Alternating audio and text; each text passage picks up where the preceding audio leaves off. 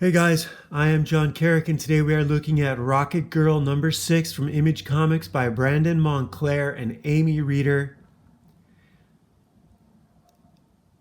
I should have looked into who colored this, but I haven't. It was a year between issues 5 and 6. The art does look a little rougher, a little less finished, a little less polished. I don't know why that is. Something changed maybe in the penciling/inking process.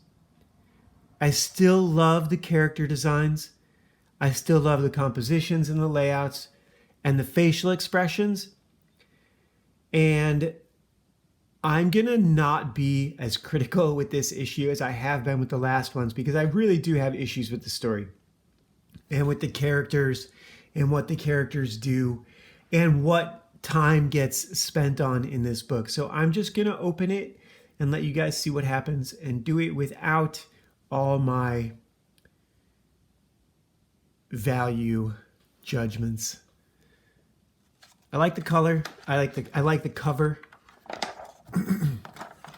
Here, Dae-young and Annie are getting hot dogs, and I love this splash page. I don't have to tell you guys that. You guys can see it for yourselves and decide whether or not you like it, but there's a lot of detail.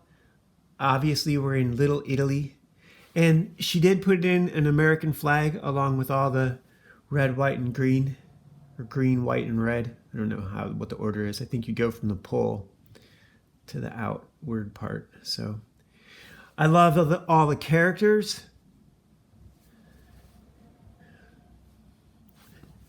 This is reminiscent of Eduardo Risso, how he puts so much stuff on the page. I really do love this. Amy Reeder is the only artist listed, so I'm going to guess that she is doing, wow, pencils, inks, and colors. She is a master craftsman artist. She's also doing the word balloons, which I don't like. But you know what? I don't hate them. They're not that big a deal. I didn't notice them for the first 3 issues. All right, I'm going to shut up now.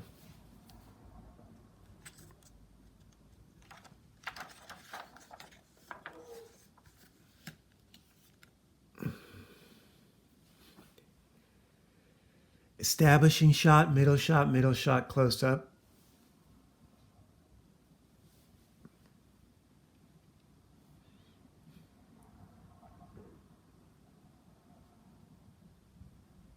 I love this. Look at how good that is. Look at how beautiful. The shot composition, the layout. This guy looks like Stan Lee, doesn't it? Is that Stan Lee?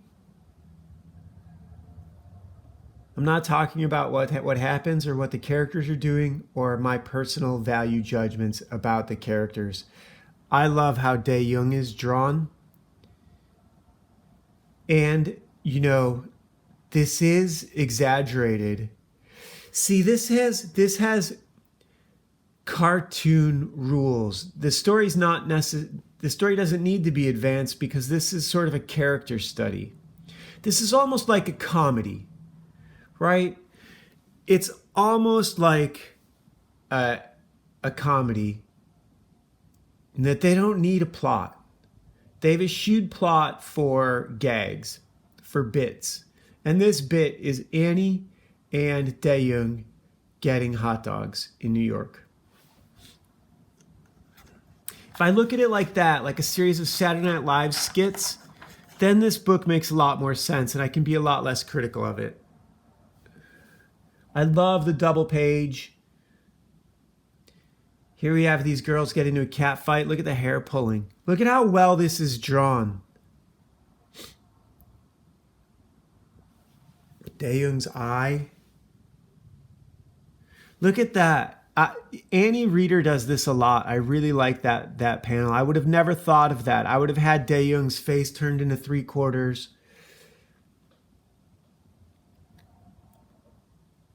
This guy watching with the fries, his girlfriend is fighting another woman. And he finally gets in there and tries to stop it.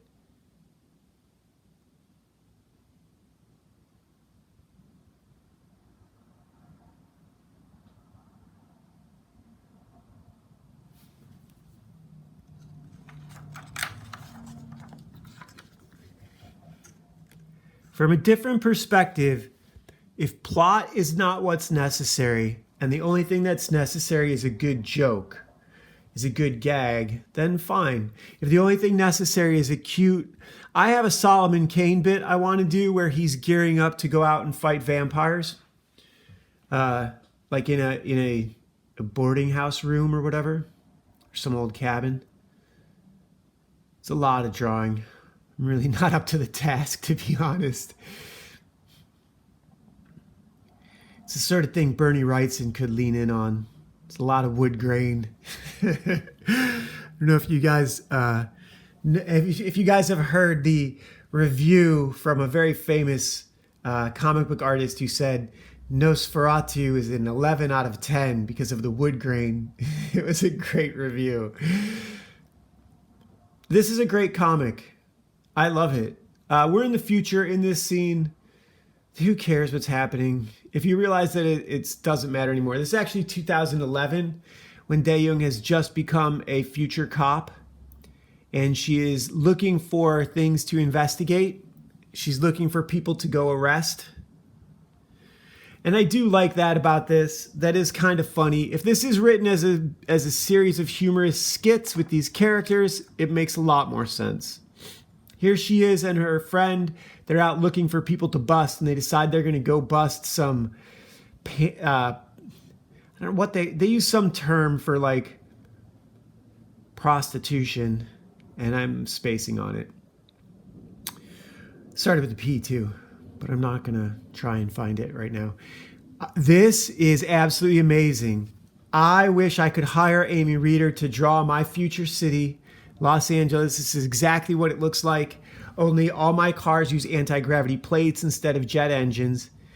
And they could use jet engines to help, position the vehicles, but mostly it's anti-gravity plates. Kind of like, what was that, Jupiter Ascending? Although in Jupiter Ascending with, I think it was Channing Tatum, those plates would have ripped those characters' legs, their knee joints and hip joints to bits. It would have ripped their body apart. The body couldn't withstand the forces that were at play in that movie, the G-forces. But this is amazing, and it looks really, really good. And I love the trails. I love the speed lines. There's a lot for me to learn from this book.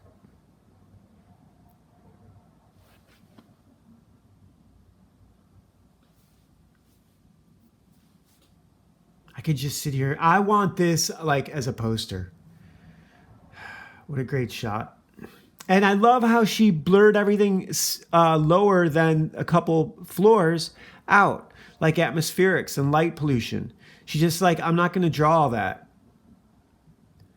Good for you. Good for you. Because I think about all the detail that you could have spent doing that. That would have been... I don't know if she had a lot of time. It took a year to get this book out. So speed lines instead of doing all this city, it's just as good. It's just as good. We know artists can draw New York City. This is what matters. This scene right here with these characters. At first, I thought this was wasted effort, but this is good character development for Dae-young. This is basically her first day on the job as a teen police officer. And she's out here trying to arrest prostitutes and their pimp. And it doesn't work for her because the prostitutes are willing participants in their exploitation. So, it's like trying to bust drug dealers and the addicts and getting the addicts to testify against the dealer when they're all working together. Especially if the addicts are being used as runners for the dealer. It's the same sort of thing, Only prostitution is obviously different. Whatever. It's not the point. Dae-young busts her knees on this guy's face.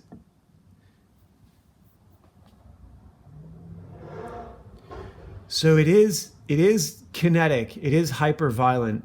Hyper-kinetic and violent, I think is the way that's supposed to be said. Look at the colors. Look at his nose.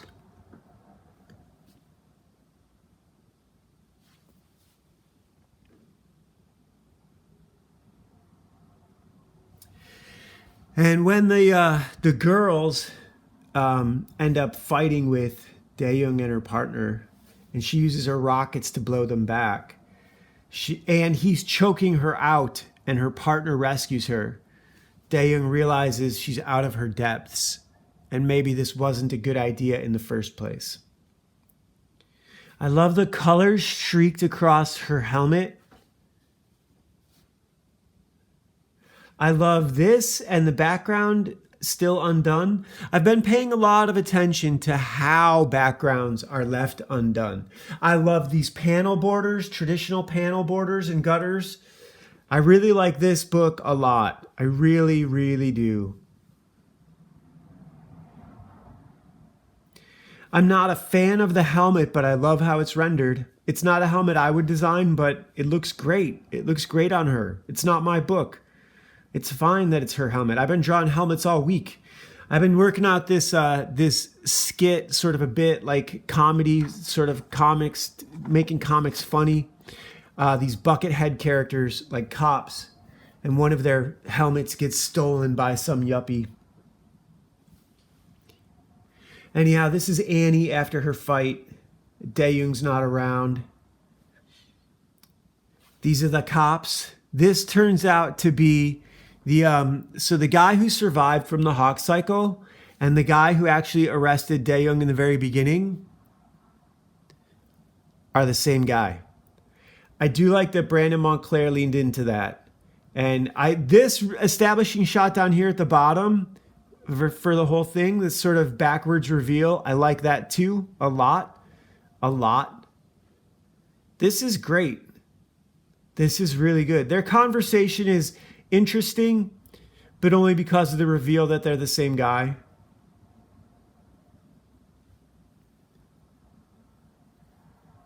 This is really pretty cool.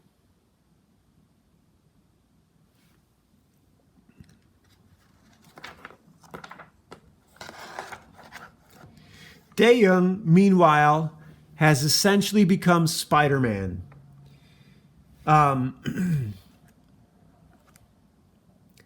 She is out. This used to be a garden where she lives. This is Dae-young up here in the tree. And this girl is about to be attacked by this, I suppose he's a wino or drunk. And Dae-young rescues her like Spider-Man and then salutes and gives her a big hug because she saved her life and she's glad that she did. And then she runs off. So Dae-young has become a vigilante in a Les Miserables t-shirt. Right there.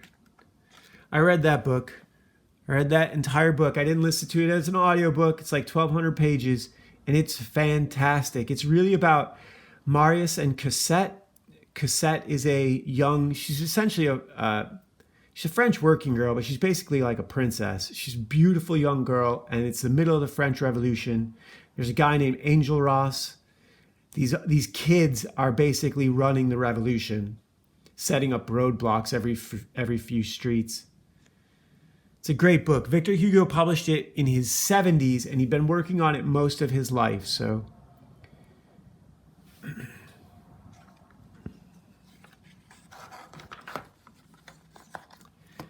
Here we get some narration, Dae-young and what she's out doing and what's going on. This is obviously a, couple pages of, I don't have a lot of time to work on this. I got to do something to fill some space, sort of bit. I'm not even trying to keep up with the Annie Ryder storyline. Dae-young is really kind of all I'm interested in. I love this Aeon Flux shot with the speed lines. This is her, obviously. She's going back to find Annie and Ryder.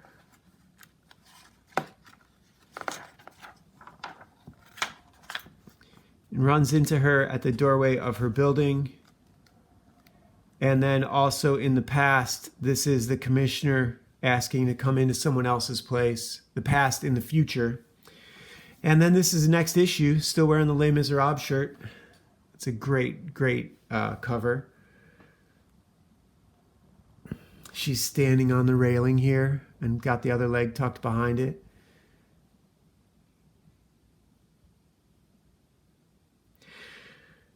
Thinking about this as a series of skits broken up with no real plot makes it a lot more tolerable. It's a step above a portfolio, but it's hard to call it a good story. It would work better as a sitcom if it were funnier. It would work better as a sitcom if there were less on the line. There is relatively high stakes. We're talking about time travel, you know. So I don't know. This is also in the secret part of the culture war, the anti-white culture war. So there's that going on. It was so quiet back then. The water was just simmering. A lot of people knew. I mean, it's been going on for a couple hundred years. So I love this. Alice, Michi, Lee. I love this Forbidden Planet. I got to go there once. It was nice. It's just a comic book shop. I think the people that I dragged in there with me didn't appreciate it very much.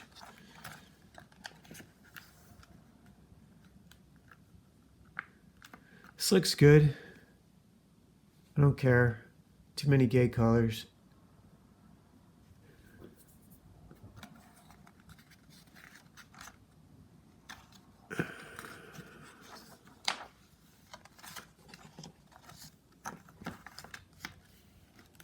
This looks good. This looks good. I really want to know about this, and I really want to know about this. I like commercials for comic books in comic books. Who'd have thought? Image Comics gets one, and they save them all for the end. Thank you, Image Comics. I think this is Robert Kirkman as CEO. I don't think Eric Stevenson ever would have done it like this. Thank you, Robert Kirkman. Thank you, Robert Kirkman. Maybe I'll use that as the cover for today's episode. Isn't that awesome? Maybe I'll use that with the word Rocket Girl right over the top of it next to the real cover. I think they're all good in today's bit. This is Amy's podcast. You can go back and listen to what she was talking about back then. I haven't listened to any of it. But maybe I will. I don't know. Right now, I discovered Gene Parrott last night, and so I'm delving deep into all his stuff. That's what I need to inject into my work. I've got the drama down. Drama is easy, comedy is hard, so I need to study jokes. I've never studied jokes and comedy, and it's sorely lacking from my writing. All right, let's do the next bit. Hey guys. So we were looking at Rocket Girl number 6. There was a year between this and the last one. And I just realized something because, okay, so this guy is talking to his dad, right? And Dae-young hides up in this tree. She used to play in this garden. She hides up in this tree and drops down and stops this guy from attacking this woman. Is this Dae-young's mom? Did Dae-young just prevent the rape that she resulted as the child of? That's possible. Maybe that's why this panel got such a I think that's Dae-young's mom. And I think this scene right here might also be Dae-young's mom at the very end, where the commissioner is asking this girl to open up. That might be Dae-young's mom too. We don't know her parents at all. So that's the first thing I like about this book. This panel right here. Especially if that's her mom. Finally, this book is about something. Issue number 6. So today is brought to you by Legacy of a Mad Scientist and Legend of Ashley Fox. This is about family from the very get-go. This is about Ashley growing up with her brother Jeffrey, her younger brother Jeffrey. She is programmed as the perfect bodyguard. Dr. Fox did a bunch of war engineering, genetic engineering, and mental programming, sort of MK Ultra stuff, a whole lot of tests. They had a way of fixing people, and they had a way of wiring damaged soldiers into cybernetic tanks. And they had a way of cloning people. So they ran these tests, and throughout all their tests, they discovered that in a bodyguard situation, the way it works best is if you arm the subject.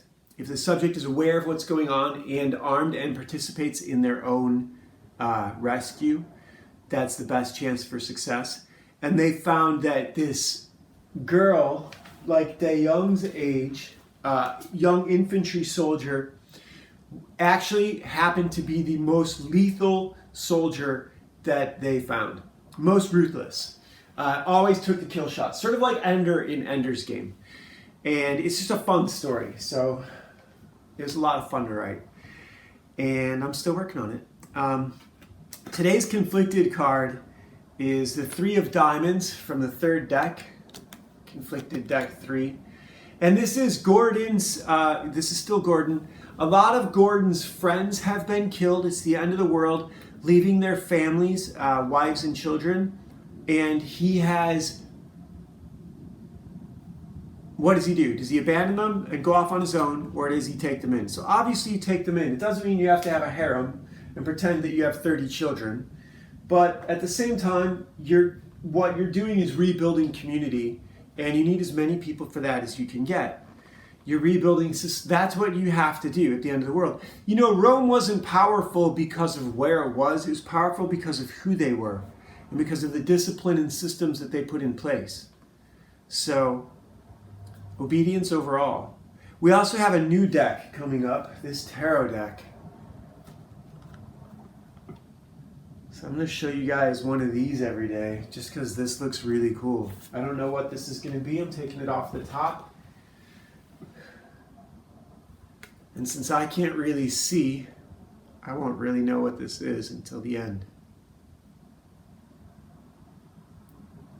Anyhow, I mentioned that I was looking into jokes. King Leprechaun, what does this say? King of Pentacles, Leprechaun. I should be able to read that, but I'm getting old. And it's funny to be like, you know, I'm just starting. So I mentioned earlier that I got into skating pretty old. I don't have any of the boards out here right now. Oh, this one right here. This is a great one. Check this out.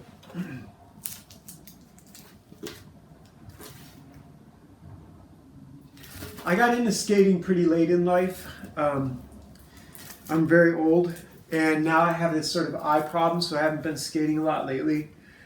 And maybe I'll go skating again before I get surgery. I don't know. I mean, I can still move around, but it's weird. I've done all this writing. I had some friends who got into stand-up comedy. I've gone to see stand-up comics. I never thought about pursuing comedy. I always thought comedy was mean. And I still think, in a lot of ways, that it's something you have to have a natural inclination toward. I never certainly wanted to do stand-up, but that said, I would love to be able to draw like Calvin and Hobbes or Bloom County or Liberty Meadows, do that kind of stuff. I want to do this sort of zine that's printed and given away everywhere to promote the comics, the video games, my novels, audiobooks, to promote everything that Alpha Channel is going to be. The reason I'm out here doing this. And I realized that what that has to be is funny. It has to be funny. And I'm going to include at the end of this one of the ones I've been working on. This is an actual bit. I think I've included it on a few of these before. Maybe I'll cut it in right here. This is Lady Astor and Winston Churchill. It doesn't look anything like Winston Churchill. It looks like a war monster. But she is saying, she was the first lady member of parliament, female member of parliament. And she said, "If I were your wife, I'd poison your tea." And he said, "If I were your husband, I'd drink it." And that is, to me, hilarious. And so I want to include that. It doesn't always have to be male, female, but that's great. I want to do clean humor. I want to learn this. This has got me kind of excited to wake up for the first time in months since I've acknowledged that I'm losing vision in this eye, gonna try and learn how to write jokes. I've always been pretty funny, but I've never leaned into it because it always felt mean. You know, I never wanted to be mean. I got bullied a lot as a kid. I got teased a lot as a kid. And I knew that, here's another thing about making jokes about people. It's easy to offend people. And if I had gotten into comedy and had any kind of success as a young man, I would have had full-blown drug addictions, huge, you know, like 3 wives and like all kinds of problems there. I would have not had any control. That would have not been good for me. It was a good thing I did not become a famous actor as a young man or a famous comedian at any point in my life. The other people around me would not have handled my fame well. I wouldn't have handled fame well. I would have gotten Me Too'd like a motherfucker. I would have done everything wrong. Taken all the drugs, slept with all the girls. I'm much happier being this guy who just lived a regular life and wrote my novels, and now I'm going to inject a bit of humor into what I'm working on now because I've got the drama part down and I want a challenge. So it's also really fun, and because this is not going away, it's good to listen to Patrice O'Neal. Patrice O'Neal got diabetes and died. He was about as funny as you can get. Cat Williams, I love studying this stuff. I like the idea of being able to name the different moments in their bit. You know what I mean? That's to be able to give language to the moments of a joke. You know what I mean? I don't know that yet. So that would be cool to be able to, and if I can work that into written word and make it funny by like adding a sentence here where a character looks away and looks at something else, and then you get the punchline. Like, I could do that. So I don't ever have to get on stand-up. I could deliver jokes right here. Talk about how much of life is bullshit and you hate it. Driving. I was thinking about driving. Some parallels between driving and skating, right? Everyone gets mad at driving, but if I'm going to do a comic book about skaters, I can take jokes about driving and position them in the skate park. So getting snaked on a line is the same as getting cut off while you're out driving. You could do the same thing with cops. You know, I don't know if you guys ever saw Red and Blue, which is a Halo comedy series where they just took 3D video of people playing Halo and added in their own dialogue, and it was hilarious. That's something I need to go back and rewatch because I need the zine. It's got to be zingers. It's got to be funny. It's got to be Johnny the Homicidal Maniac, Invader Zim level funny, the Tick level funny. And I've never been a natural comedian, so I've got nothing else going on. I may as well study it. It's something to do. I'm sure I can come up with lots of clever observations for shit that I hate. The trick is to do it and not be mean and to not use a lot of curse words or to be too, disgusting about it. So it's easy to be mean. I thought I came up with a bit where I would have the characters in the skate park naming all the different sex moves, but that's a Patrice O'Neal bit. He did that on one of his specials, so I can't, that's where the Dirty Pirate came from. He has so many of them. Spider-Man. Oh my God, it's so funny. So, yeah. Yeah, what would you do? You absolutely have to take these people in. Comedy is something you can give to everyone at the end of the world. I've always been able to make people laugh, but I've never tried. I remember telling one girlfriend when I knew our relationship was ending, I sort of bragged to her. I gave her one of the ways out, one of the things she could hate me for. We were driving somewhere, and I said, I realized I don't have any game.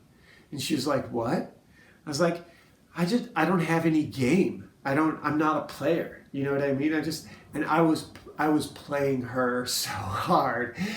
It was cruel and mean, but I was doing a self-deprecating bit to give her an out. I wasn't making any money. I knew our relationship wasn't going anywhere. I was really struggling with who I was as a person It was the middle of the culture war, and I was a frog in the boiling pot that didn't know, that hadn't jumped out yet. And jumping out of that relationship was really red pilling in a lot of ways. Red pilling, you can know some scams and not know others. You know, I got scammed this past year by thinking it was a part-time job. I don't get scammed by girls. That one, you know, I learned a long time ago, but I got scammed this summer for a few $100 a couple times, and that was embarrassing. It was humiliating. And then I got scammed by myself by not getting health insurance, thinking that it was too expensive and not looking into it. So, you know, there's self-deception is the worst kind of deception. Yeah. I think if I had gone into comedy, bombing would have been the best thing that could have ever happened to me. If I had been successful at that, my life would be a disaster. I'd be a drug addict, suicide by now, quite possibly. I mean, if you think about everything that could go wrong, date a bunch of really famous girls who then break up with you and tell everyone you're a terrible piece of shit, that would not be fun. Oh my God. And or not being, think about getting taken and suddenly you've got kids with some beautiful girl and then you become an alcoholic and she divorces you. And I can think of all sorts of terrible things that I could have done that I didn't. Bullets I dodged. I am a Neo-level Hollywood bullet dodger. I really fucking am. For all the things that didn't fuck me up, you know, to be where I am. I've had, almost 15 years living without a roommate. Anthony Jeselnik says that that's his mark of success. Every year without a roommate. Oh, I love it. For that, I am eternally grateful and happy.